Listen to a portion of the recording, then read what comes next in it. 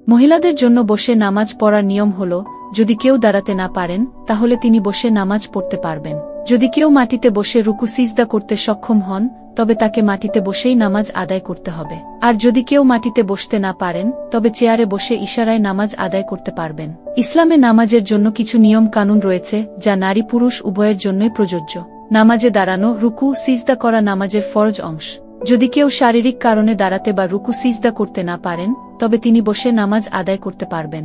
এক্ষেত্রে যদি কেউ মাটিতে বসতে পারেন তবে তাকে মাটিতে বসেই নামাজ পড়তে হবে। যদি কেউ মাটিতে বসতে না পারেন তবে তিনি চেয়ারে বসে নামাজ আদায় করতে পারবেন। তবে এক্ষেত্রে তিনি ইশারায় রুকু সিজদা করবেন, অর্থাৎ রুকুর জন্য মাথা সামান্য ঝুঁকিয়ে এবং সিজদার জন্য আরও বেশি ঝুঁকিয়ে ইশারা করবেন। এটিই হলো বসে নামাজ পড়ার নিয়ম। তবে নারীদের জন্য নামাজের সময় পর্দা বা শরীর ঢাকার বিষয়ে কিছু নিয়ম রয়েছে।